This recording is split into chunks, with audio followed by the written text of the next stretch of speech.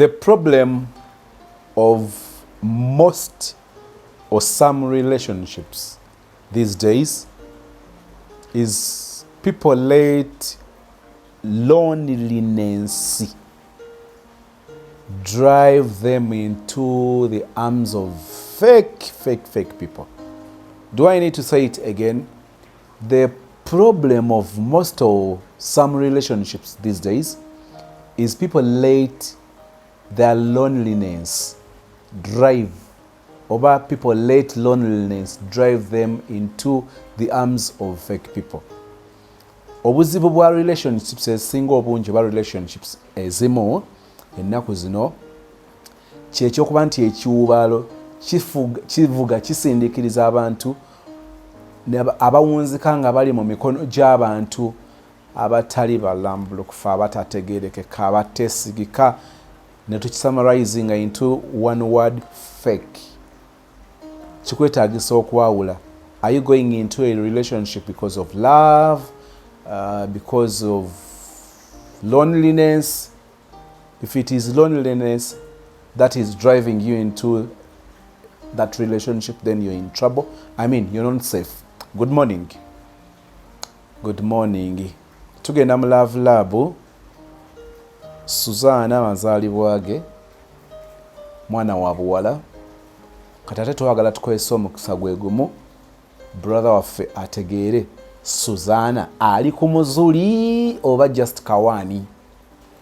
Ku ssaawa 7 today tugenda kubanga tunulira ebintu biri 6 oba nakasuubiza show eno emirundi emeka ne finally tugenda kutunulira ebintu 6 bye tugamba nti bazadde bo kibagwanira okubimanyaako ku muntu oyo gw'oyiteekateeka okubatwalira ne babitegeera nga tonnaba kubamutwalira, nga tonnaba kumubatwalira. Tukkiriza nti relationship ng'eneebeera serious ng'oteekateeka okutongoza relationship eyo, otwala omulenzi mu bazadde, otwala omuwala mu bazadde, waliwo bye bagwana okumanya before baleme kubeera shocked or even surprised nga bibategeezeddwa oluusi mu kiseera kye balabanga ekitakola makulu nga tebakyalina kyakukola naye nga walibaddewo omukisa. Ebintu bigenda kubeera 6. Kkiriza tugende wa Suzana ku mazaalibwa ge. Hello. Hello. Yes, Susanna, good evening. Wanje. Susan, Wanje. wasiibye otya nyabo? Wanje.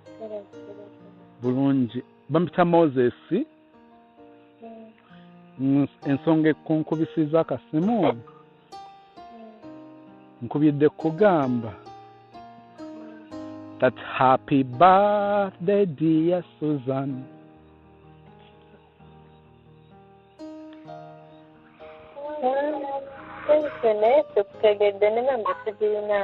Yes, kyowa Susan buli gw'omanyi mu bulamu omwina mu ssimu yo. No. Well, nga nawe nagibbye nga siri level yakukoppa namba z'abantu ze batampadde. Well, Susan, this is Moses. Yeah. Mukama yebale kutuusa ku mazaalibwa go. Ye ne mmala nkubuuza mbu leero giweze emyaka emeka mba mulaalu.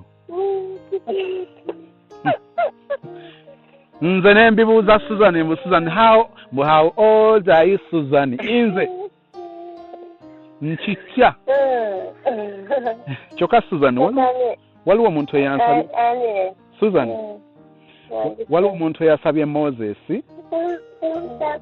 akubire Susan ku birthday ye amwagaliza amazaalibwa amalungi, ekirala amujjukize nti bannanga amwagala okuva enjuba gy'eva okutuuka enjuba gy'egenda.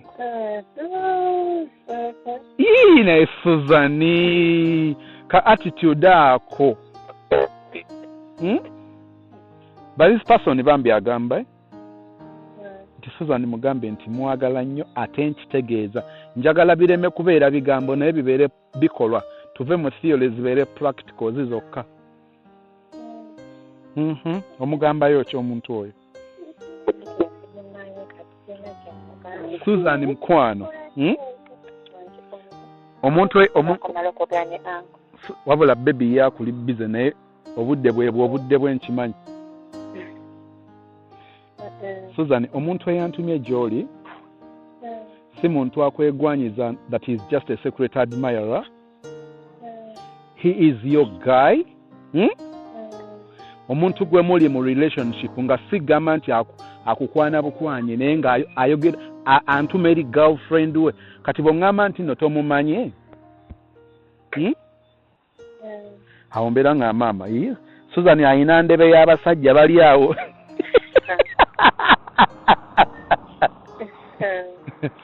Ayina ndebe y'abasajja ali awo kati agiye wansi alimu agamba ani oyo ayinza bakubidde oba ani oyo atumye Moses. I am talking about your guy. True story. So toyina guy? Olimbega. Susan. Fine. Nkwegayiridde mukwano kanzikakanye n'eddoboozi. Sagala ompite ngambega. I'm just being honest. Ompulira? Yeah. I'm just being honest. This is a love show. Omuntu ono bwe yansabye okukubira Susan. Nangamba bw'omala delivering a message yange nsaba ombuulire Susan. Alowooza twogera ku guy ki in the picture.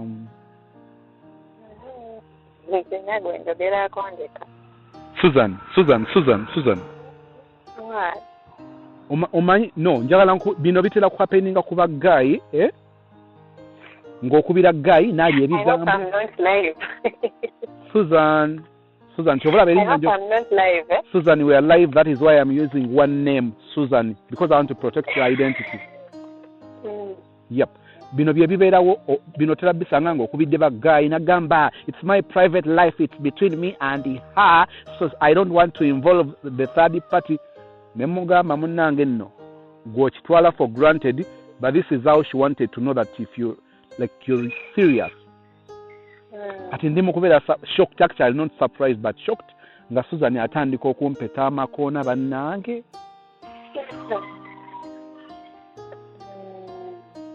They're going to the store. Sorry? Nothing I'm going. Susan. I have nothing. I have no message, man. Susan, toyina guy kyogamba, toyina boyfriend, toyina guy gw'oyagala mu bulamu bwo. Susan, tuli bantu, sweetheart, kankutwale nga sister. Let me call you, address you as a sister. Sister, let's get serious. Omwana ow'obuwala abeera very clear. Bw'aba talina guy agamba sina guy. Omuntu alina guy aba alina guy we gw'ayagala ate ng'akimanyi nga si byakwetolola bwetolozi. So I think kino kyandibadde kyangu nnyo. Mbadde simanyi nsobola n'okumalirako eddakiika 3. Susan.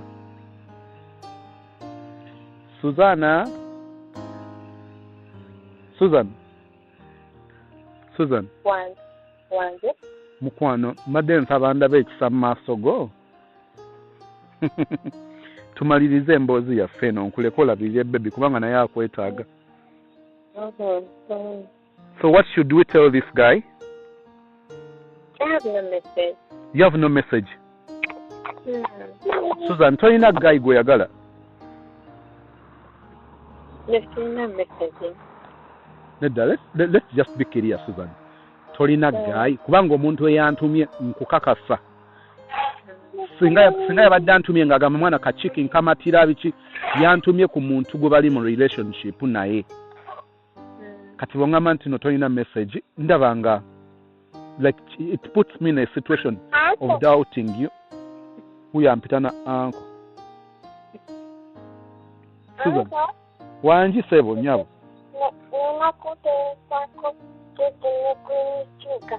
Mbwagana kola ki?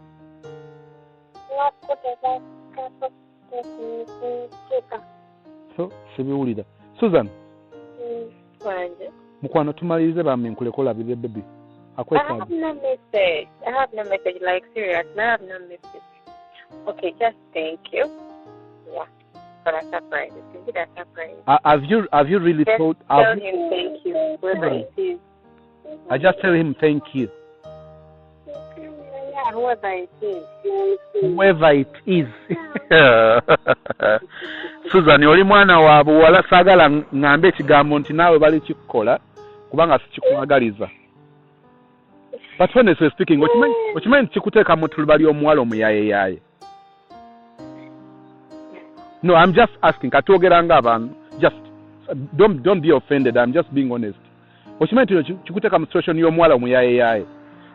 Kubanga kati gaye agenda kwebuuza naye omuwala aŋŋamba nti anjagala nga twagalana bw'aba tasobola na kwogera linnya na ku identifyinga muntu gw'amanyi kindeetera okumubuusabuusa nti alina ennajja nankumbi, alina emukono, alina ekiboga.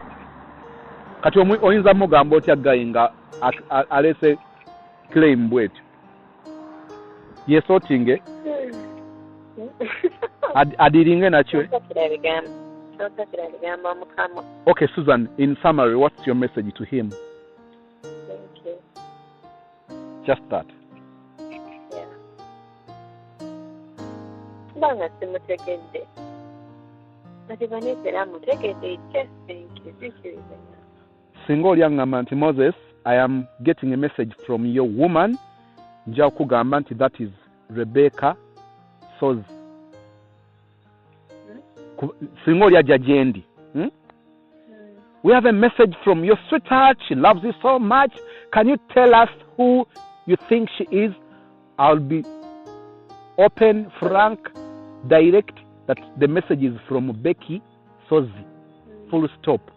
That is being clear. And obutekkiriranya nti omuntu gwenjagala tanswaza mumanyi ye gundi.